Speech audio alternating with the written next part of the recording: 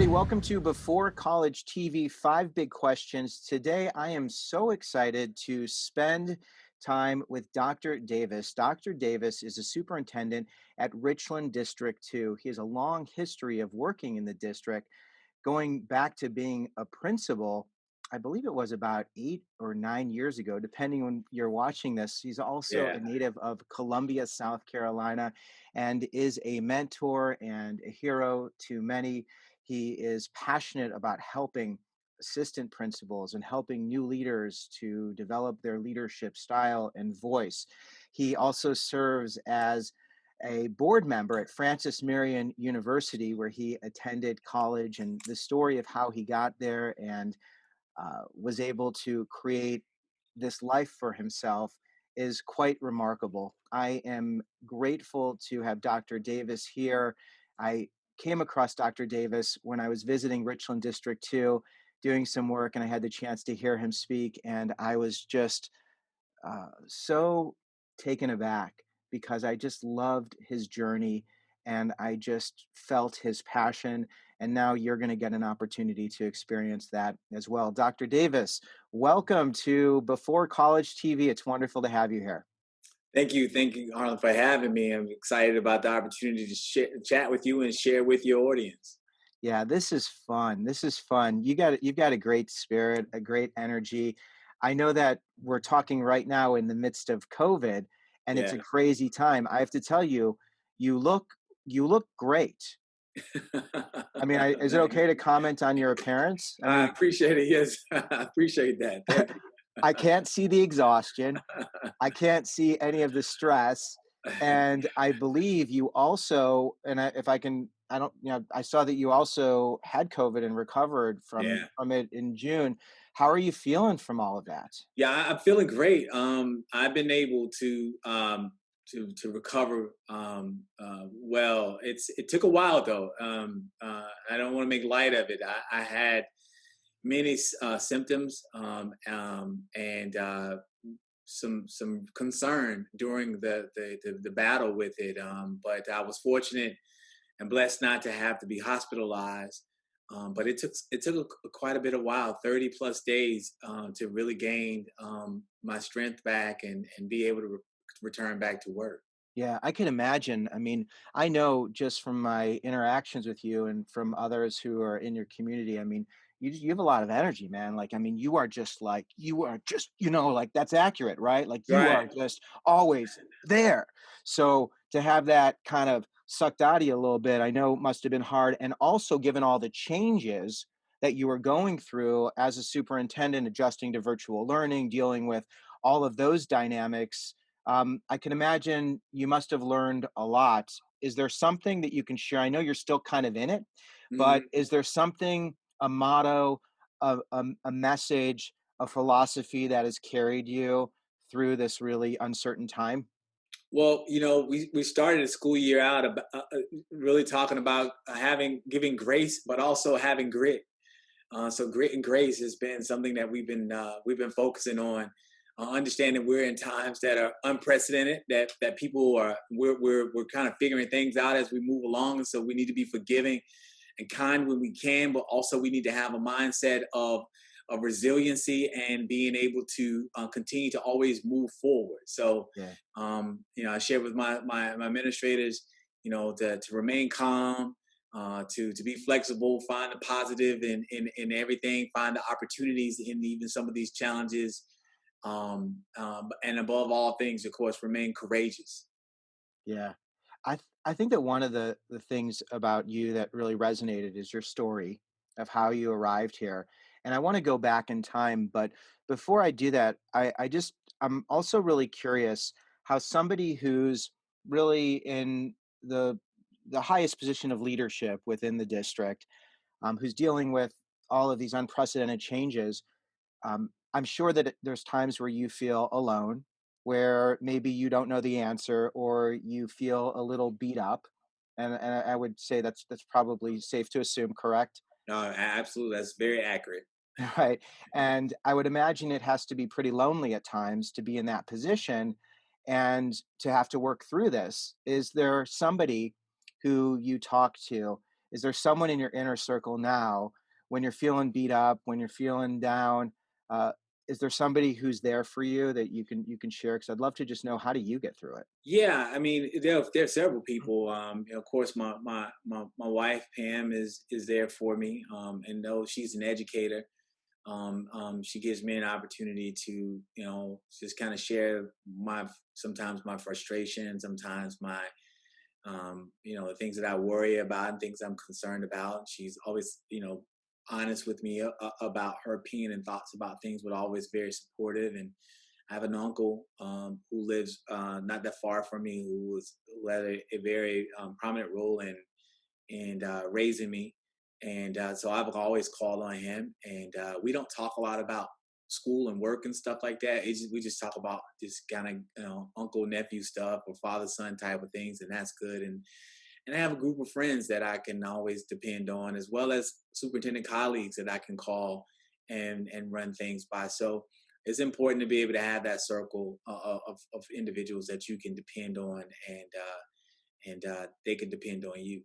Yeah, I think it's a hard thing to be vulnerable, to not always know the answer, and to Yeah, be in a position of leadership during a time where, 100 years. I mean, no one's dealt with this, and you are there. Like this. I mean, this is why you're there, but it's a lot to carry, and I wonder what it's like to be in your shoes. But I know that you have a lot of experience being really resilient, being super gritty, being premier, working to be your best.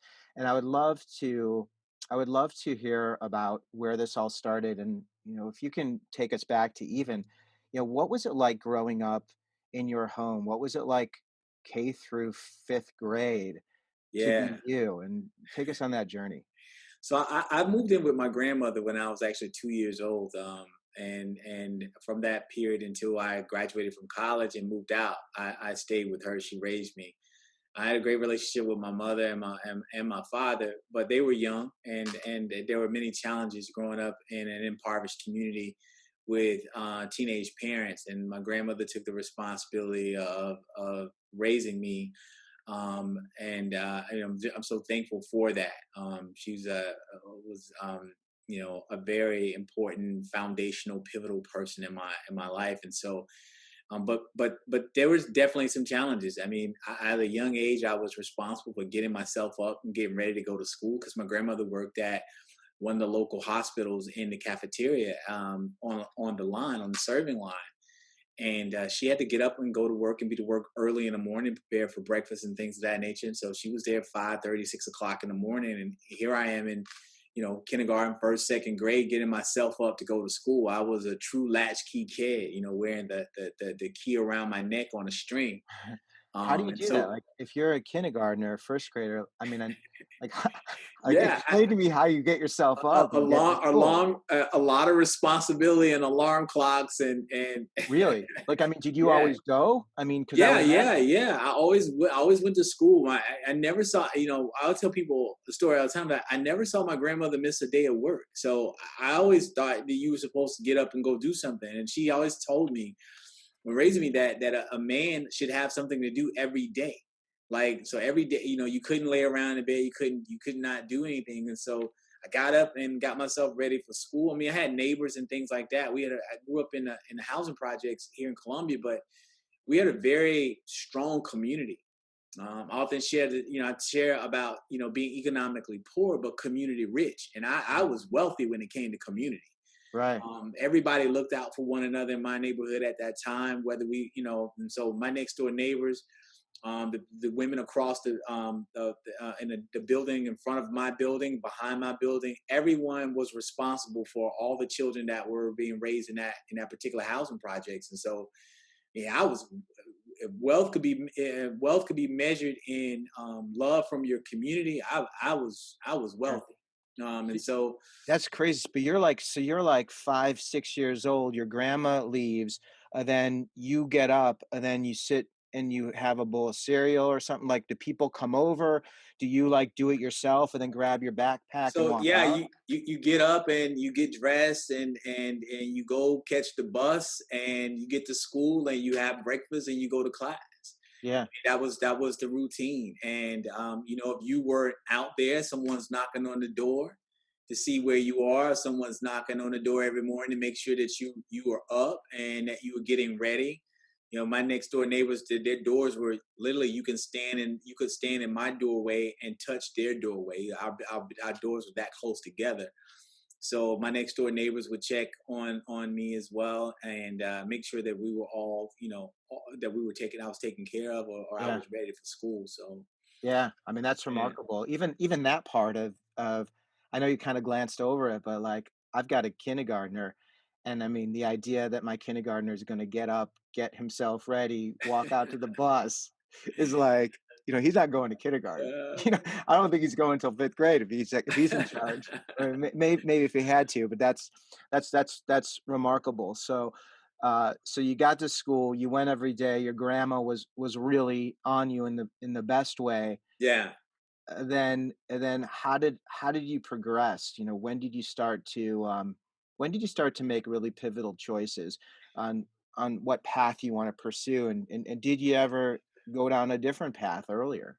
Oh, absolutely. I've definitely had multiple paths that I traveled down, that were not probably the most beneficial paths for me, but those were part of my maturation and growth and that exploration. But you know, I remember a time in second grade. I was in Ms. Walker's second grade class, and it was when I learned about reading grade levels. And so I tell this, I've told the story of my staff. I remember um, when we were placed into reading grade levels. There were three groups. There were the Rockets, there were the Cloverleafs, the Rockets, and the Starburst. And the groups were based on the books, the workbooks that you were working out of. Cloverleafs was the lowest level of readers in that class at the time, and then there was Rockets, and then there was Starburst. And I never forget, I had a classmate that would tease me relentlessly about being a Clover, because clovers were on the ground and people walked on clovers, and and and, Yeah, and he was in like Starburst. He was in the top reading group, and I remember making a conscious effort that I wanted to be a better reader right. at that time. And so Miss Walker would give me Greek mythology to read, and it came on these little 8.5 by 11 type of um, um, laminated cards, and I would read Greek mythology, and I was really fascinated by Greek mythology, and so that's what she would let me read to practice my reading. It took a while before I actually became fairly proficient at reading, but I always had in my mind that I wanted to be a better reader, that I want to be Yeah, well read, that I want to learn more. And so I remember appreciating her giving me that flexibility or that freedom to read something that I was actually interested in, to encourage me to continue to read. yeah, And so I realized that at that point, if I decided I wanted to do something, if I decided I wanted to do it, that I could actually accomplish some things, regardless of maybe some of the challenges and circumstances I may have been faced with. so you'd say that moment of going from a clover, did you ever make it to a starburst? I eventually made it to being in, I guess, a proficient reader. Probably it actually probably took me to about ninth or 10th grade to Wow. catch up Yeah, in reading. yeah, Yeah, it actually took me. I was really behind in reading in elementary school. I could pass the work, but you know they were measuring proficiency. I don't even remember how they were measuring proficiency then, but I remember about ninth grade or 10th grade, I felt is when I felt comfortable as a reader, where yeah, I was no longer afraid to read out loud in class or afraid to, you know, read publicly and things like that. And as time progressed, I became even um, um, more committed to being a learned person, and a person, a well-read individual. yeah. I think there's that moment where somebody realizes that they can do anything, and Yeah, that there is no limit, and that we are the ones we're the ones who create the league. There's always that way of thinking of that's out of my league. And right, and I like to tell people that, like, who's the commissioner of this league? right. It's like you're the commissioner. So like if something's out of your league, then you're the one who's not qualifying yourself. And then there's that point where we realize that we can get anywhere. And I Yeah. think that being in a home where it's you and your grandma, and being in a community where people are making, all different types of choices. In middle school, were you thinking that you wanted to go to college? Did you have a dream, or were you just kind of getting through it? In middle school, I was just getting through it. I mean, I knew about college. One of the fortunate things about growing up where I grew up at was I actually grew. My housing project was right across the street from a college. Okay. It was directly across the street from Benedict College, which is an historical Black college in South Carolina. And so there were many individuals in my community, my housing community, that went to Benedict College, and we had access to Benedict College as kids in the community. We actually would go across the street and go into the gymnasium and play basketball. And in the summertime, we were able to utilize their pool. Sometimes we were uh, sometimes we utilized the pool we weren't supposed to, but Right. but it was there. We had access to the pool, and you could actually walk on campus and see kids that look like you going to college. Yeah. And so it was college was a reality, but I was just kind of getting through it. I wasn't getting serious about it. My whole idea of going to college was going to play basketball or be a professional, being a football player or something like that.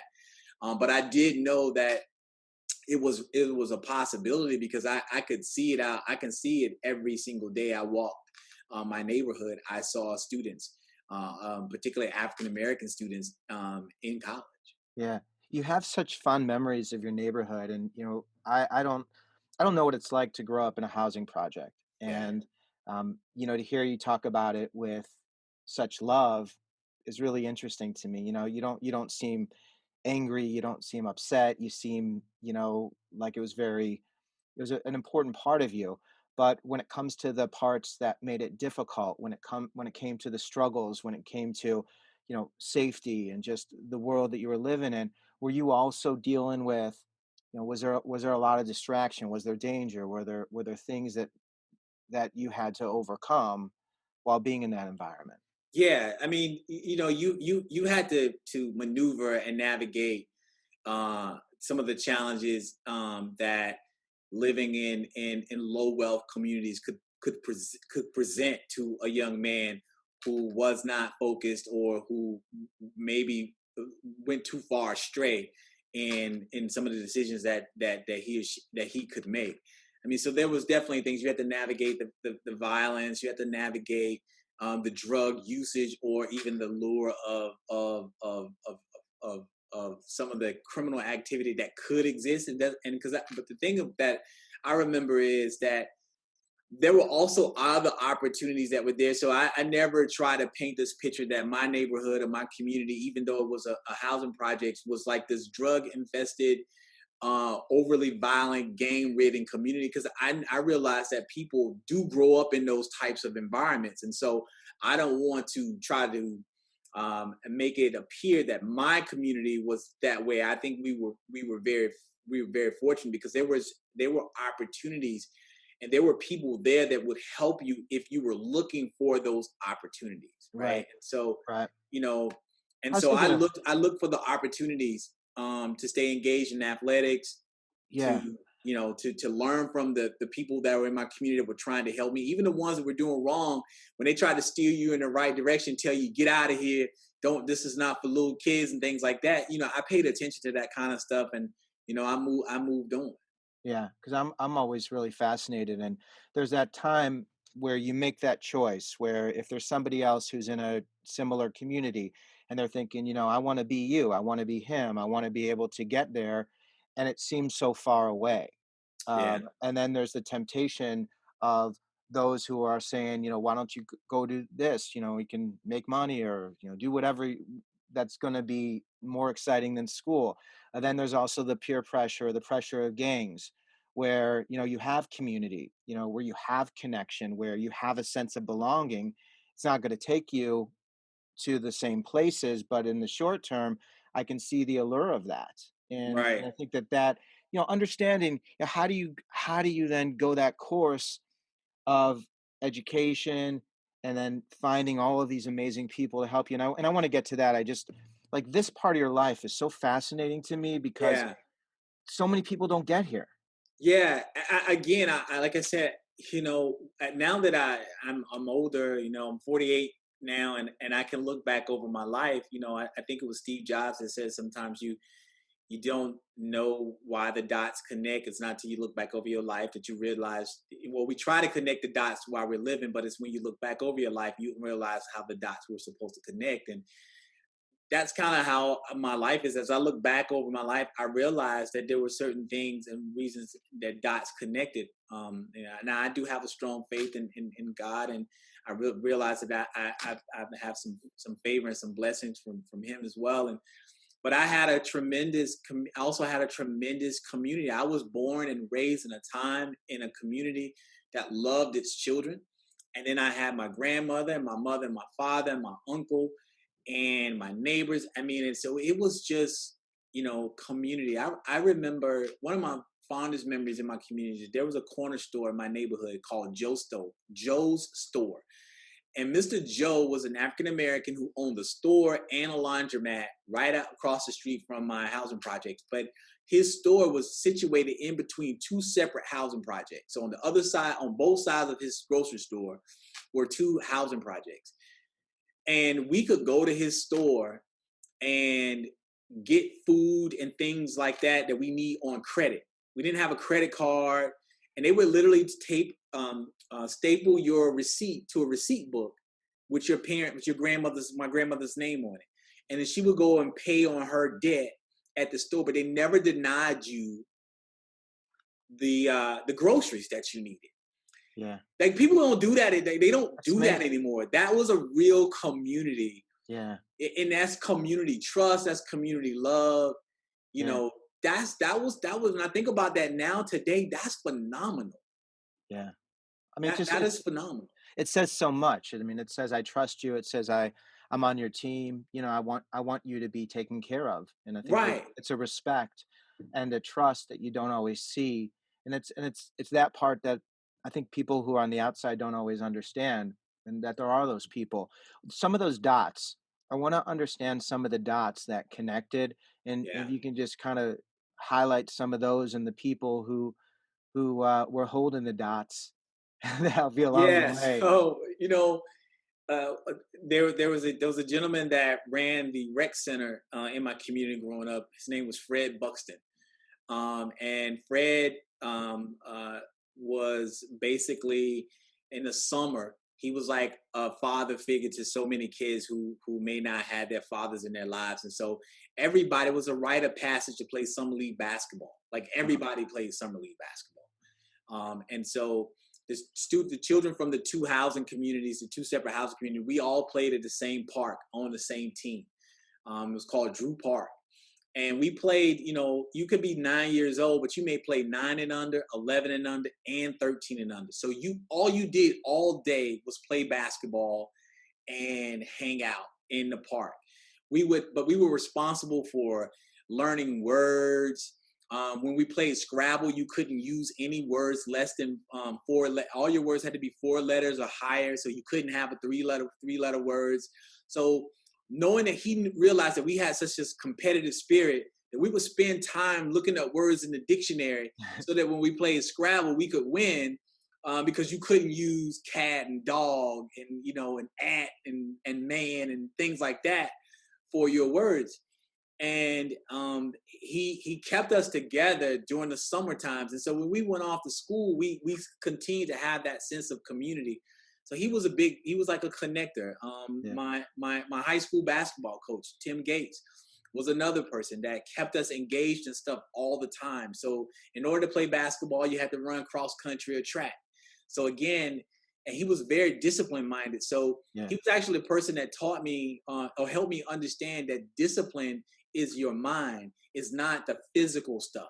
It's Yeah. about doing this. It's about having a disciplined mind first. Right. And then of course, like I said, my uncle.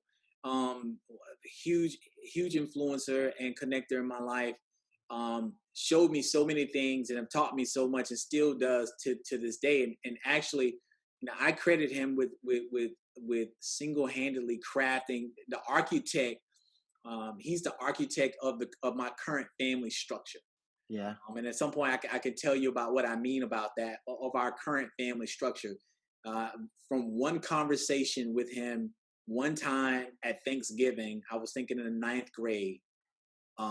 We took a walk, and he told me, he said, "No more Davis children can be born into poverty. Like we gonna right now today, we're gonna make a Yeah. commitment to each other that no more Davis children will be born into poverty. So whatever we need to do to ensure that it doesn't happen, we need to do it. And it starts. He said it starts with you. You have to make sure you get an education so we can break the cycle of poverty." He was in the military at the time, and I'm gonna support you, but you got to do this work. And that kind of changed my focus. I was like, okay, I have Right. this huge responsibility of ensuring that my children aren't born into poverty, and no more children are born into poverty.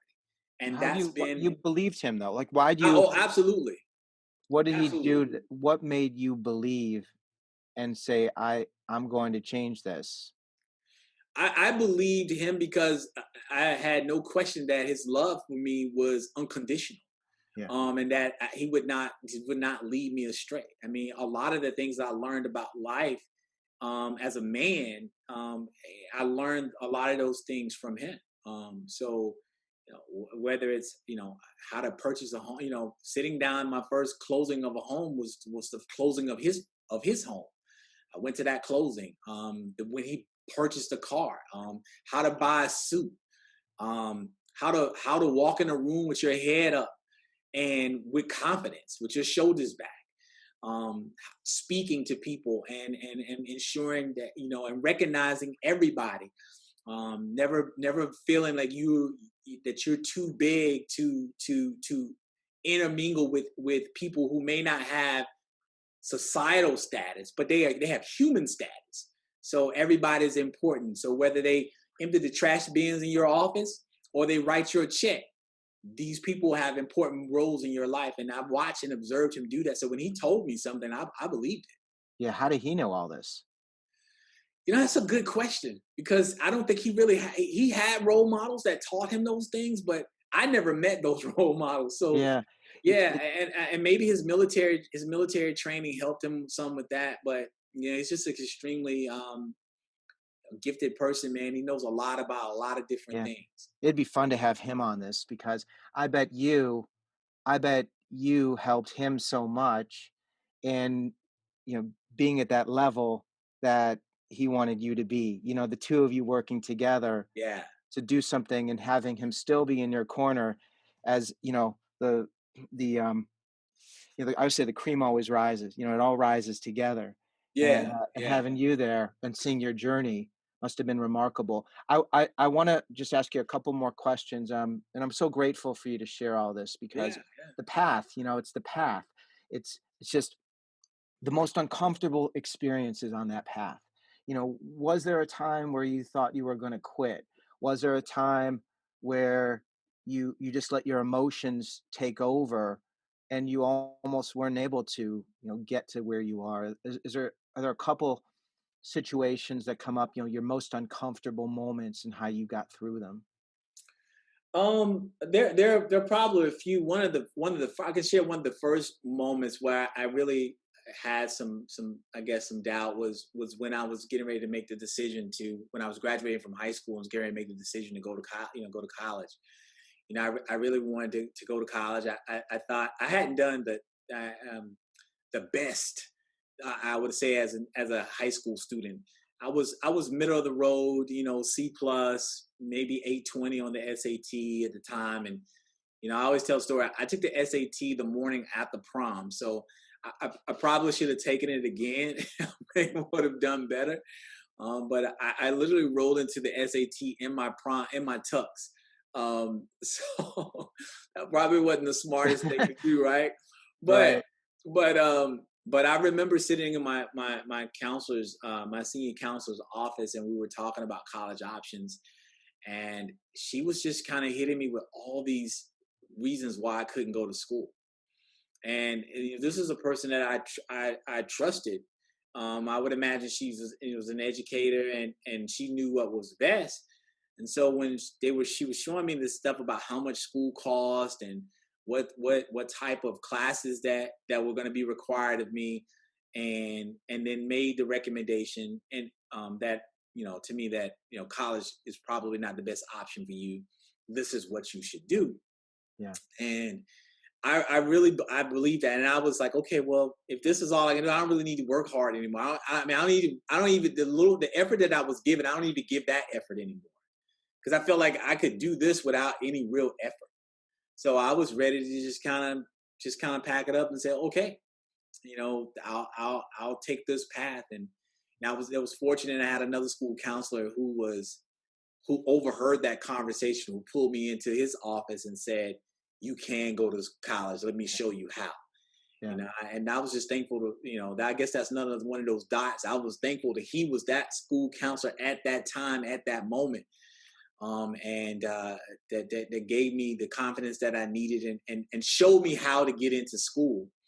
And How did he do that? What did he tell you to do? Like, how Well, did he showed me. He's like, well, he taught me about financial aid, for example. Like, so here's his one counselor is telling me about how much college costs. Well, I have no idea there's this thing called financial aid and Pell grants and things of that nature, and student loans.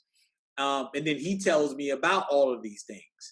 I had no idea that I could apply for those things, and because I was a student of a low wealth family, that I had there was some things that I could benefit from that as a result of helping me pay to go to school. Yeah.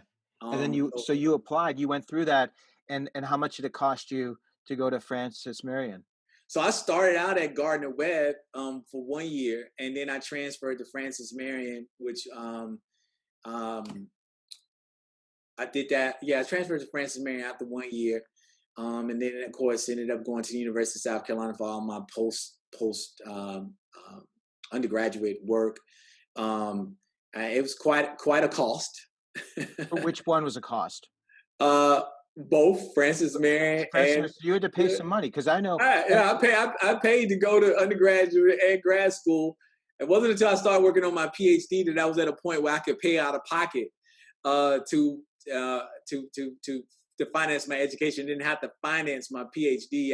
I was good at that point. Interesting. Because But but one piece of advice that I had was that if I was going to owe for anything, that I would owe for my education. yeah, So I made that determination a long time ago, and I know for some that's they don't choose not to do that. But at that time, in that moment, back in 1995, I needed to have an education in order to be able to do the things that I needed to do for my family. So I was willing to finance that, and not finance other things like y- cars yeah. and those types of things. I was willing to sacrifice those things to pay for my education. Did you know you would graduate? Because I know that when you do finance it and get student loans and you don't graduate, that's where people get in trouble. Like, Yeah. did you know? Were you certain that you were going to get that degree? Oh, no doubt about that. I You was knew going that. to graduate from Yeah. school. I was by the time I got to school, I was fully committed to education. But at that point, Yeah. I was fully committed to completing my education by the time I got to college. Nothing would stop you because you're Yeah, competitive. I know you're a varsity yeah, athlete. You when you want something, you get it. You tend to get it. That's what it seems to be. I think it's also interesting. You use the term a low wealth family, and I yeah. work with lots of programs and lots of communities, and the general accepted term is low income. Even some students who I was talking to at I think it was Duke. It was like a first generation group, and they wore T-shirts that were like identifying who they were as low income first gen students. Is that something that you're really intentionally doing in terms of language? It is, but it's particularly because I don't like to use the terminology poor. Hmm. I don't like to use the term poor, because I don't believe I didn't come from a poor family, Hmm. and I use that because, as I shared earlier, I was community rich. I Yeah. had a lot of community wealth, but I did come from a low wealth or low income community of family. So yeah, I just adopted the term low wealth, but community rich is what I always say, and I don't want to use the terminology poor because I never felt poor. Yeah. That's interesting because I like that expression, low wealth. I think it resonates. It feels different. And for me, it speaks to the notion that it's important for us to build our wealth. So you can have high income, but not Right. have a lot of wealth. Mm. And high income is not something that you can pass down from generation to generation. Mhm. Wealth is something that we can establish and pass down from my children to my grandchildren. And Yeah. so I want to establish and help people understand the goal is to establish wealth so that that can be transferable and shared and passed down. But once I stop making money or once I'm unable to work, then that income revenue stops. And if I'm not preparing for wealth, then it won't be something I can push down to my family. Yeah. Yeah. I love it just it changes how you look at it. And it's rich and deep and meaningful.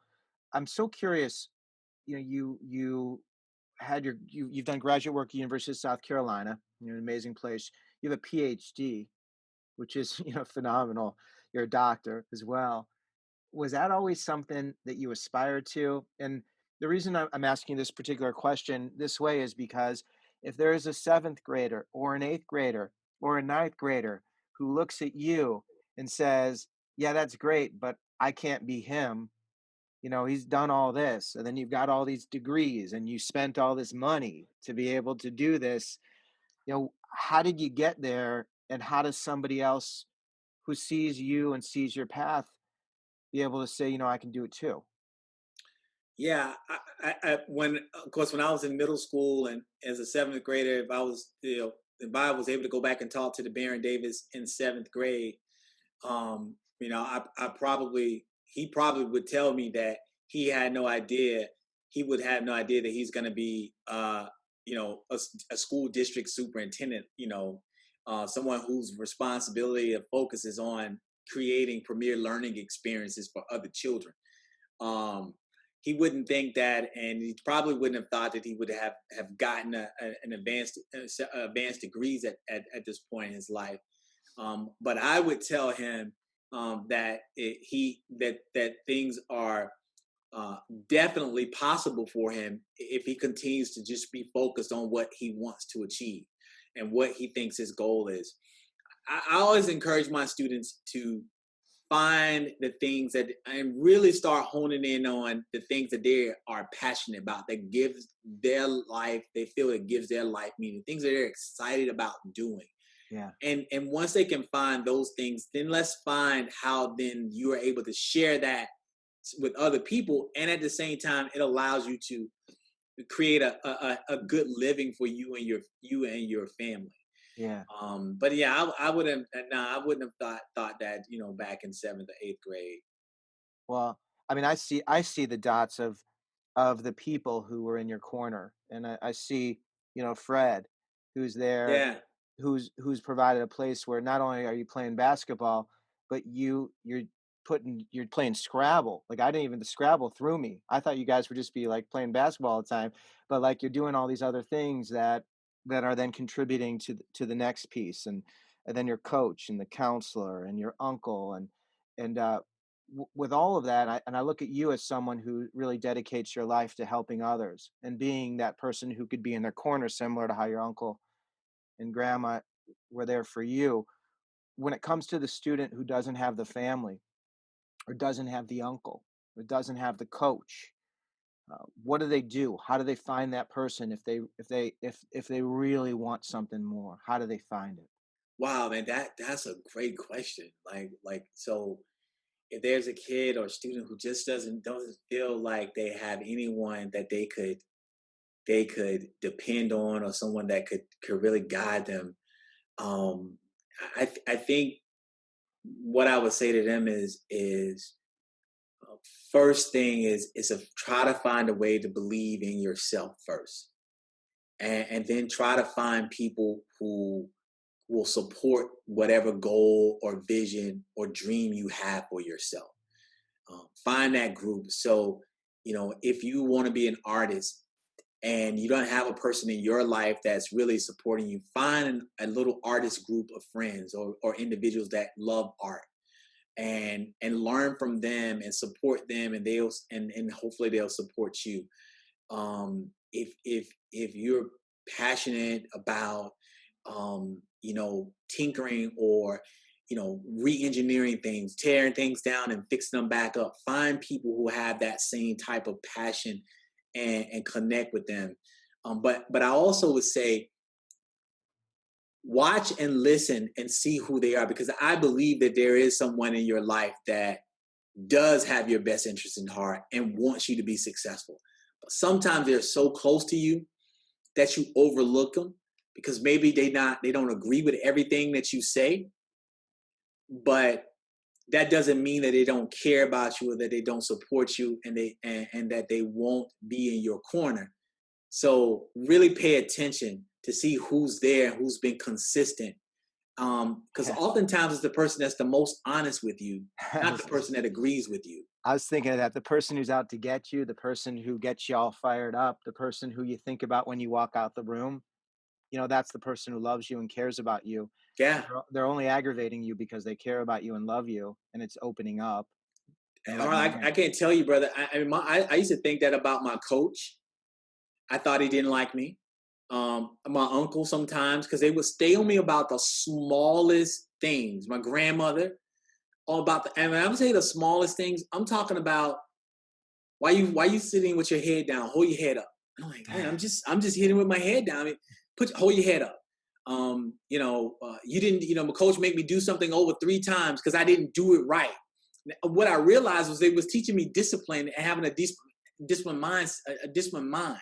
Yeah. Do it till you do it right. You can do it better. And I'm like, nah, this is pretty good. No, but you can do it better. And I was like, they just don't like this, making me do this over just because.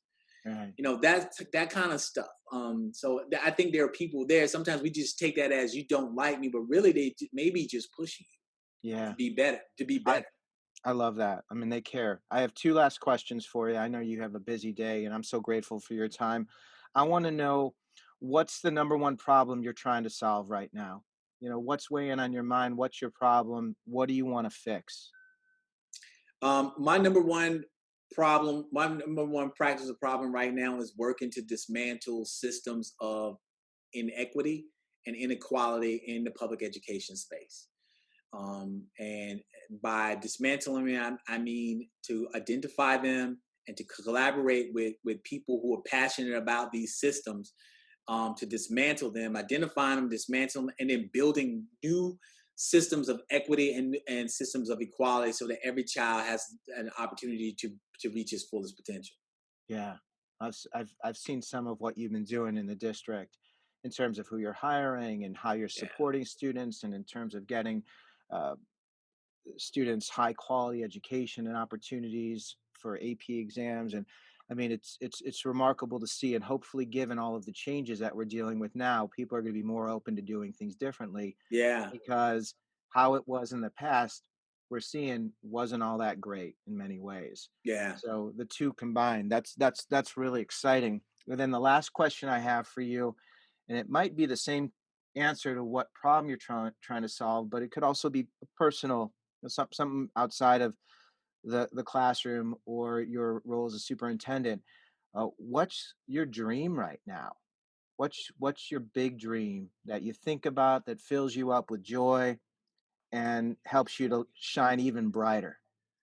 Wow. My dream right now. Um, I just want to instill and create a level of. I said, let me. I'm trying to formulate the way I want to say this.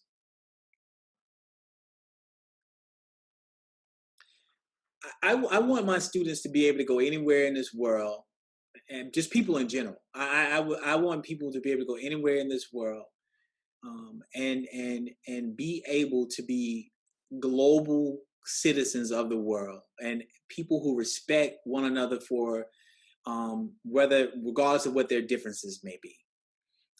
Where we are not in a world filled with competition, but in a world filled with collaboration, Mhm. where we're all working towards trying to improve um, our current situation as well as clearing the pathways for those behind us. Yeah. Yeah. I think that the world needs more collaboration and Yeah. the idea that there's no limit and lots of light and openness and everyone can live what's in alignment with their spirit and what they want. And I've felt that from you, and I'm grateful to have the chance to visit with you. I do think what you're doing is remarkable, and the community, from being able to work with your teachers to be able to visit with the students and the parents, it's very special.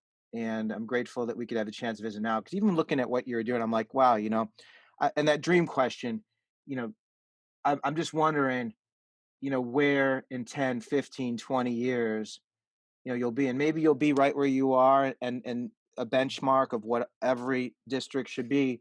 Or I don't know if you have any, 20 years, 30 years of, what you would want to be doing, or if I could even ask you that question, because Yeah. I would imagine 20 years from now, I probably would not be, superintendent. I have an aspiration of at some point maybe to even take a dab at higher education.